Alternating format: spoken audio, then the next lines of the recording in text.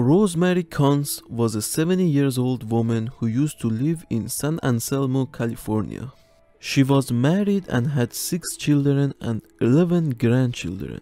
She was a licensed marriage counselor and loved her work. The whole family was active and enjoyed the outdoors. In 1998, the couple was involved in a traffic accident which took the life of her husband and nearly killed her. After some months of recovery, Rosemary returned back to her initial level of energy before the accident. She was so devastated by her husband's death that she tried to connect with his spirit. For that to happen, she decided to take a backpacking trip in August of 2000 with the Earth Circle organization in California, operated by an elder named Charlie the Red Hawk Tom. Every year, the organization went to a remote location of Spirit Lake in the Marble Mountain Wilderness area just west of Mount Shasta, California. Red Hawk had built an altar at the lake, and every year he had a religious retreat that included calling to the gods and a spirit dance. There were drums, singing and dancing to awake the spirit at the lake. Now, there is only one way to get in and get out of this lake.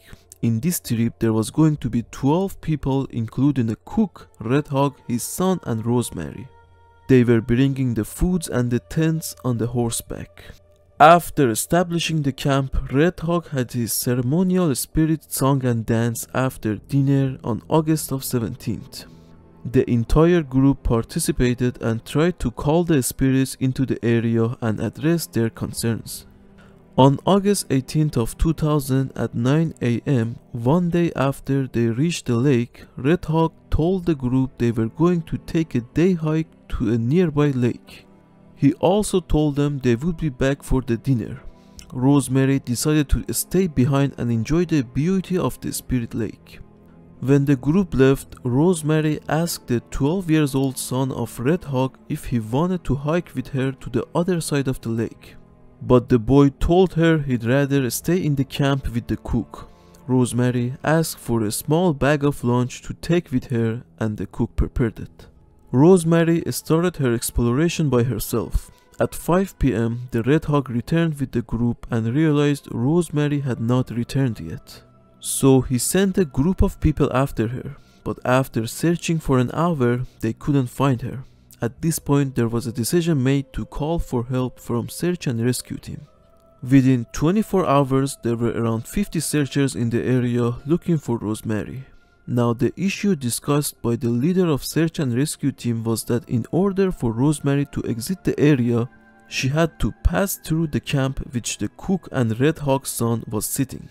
Other than that, another option was to climb the very steep rocky area at the end of the lake, which was not possible to do so without proper climbing equipment such as a rope and other tools which clearly she wasn't carrying at the time. The search team had help from canine dogs, helicopters and a lot of volunteers.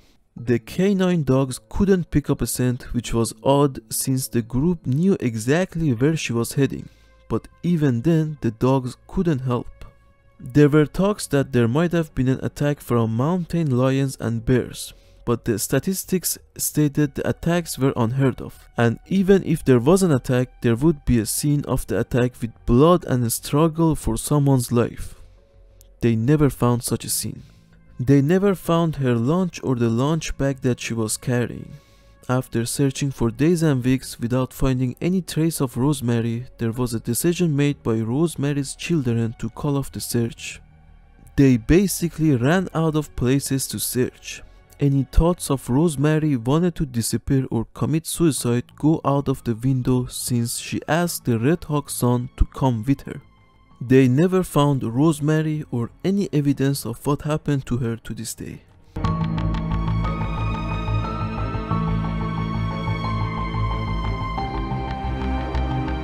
In the early morning of August 1st, 2004, the 4-year-old David Tippin woke up before his parents unlocked the rear door of his rural home and disappeared into the wild countryside in south of Atlanta, Georgia.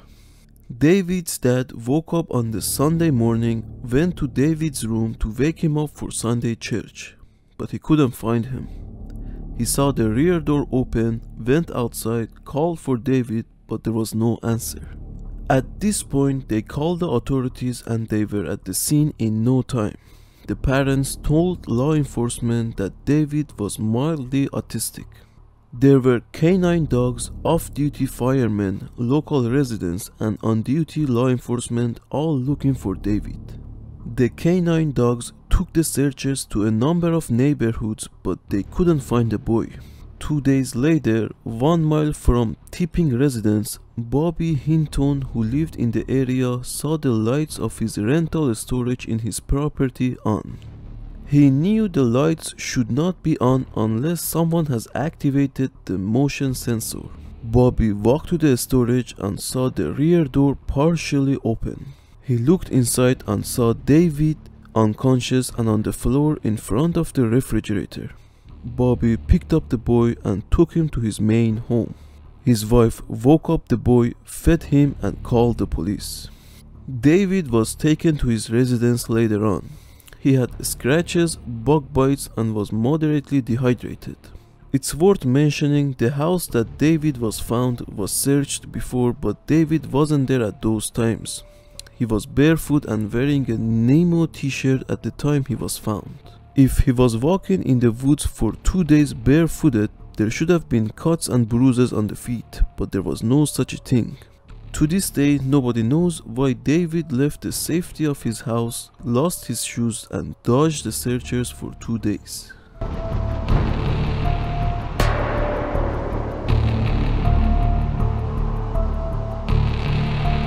On February 24th of 1932, Els Flottmeyer, a 22-year-old girl, went to a church with her Reverend Father in Fox Chase of Pennsylvania. When the father was about to go inside, Els told him she was going to take a walk in the park across the street and will be back shortly. After some time, the father went outside to the park and started to look for his daughter, but he couldn't find her. After a short search in the area, he called the police.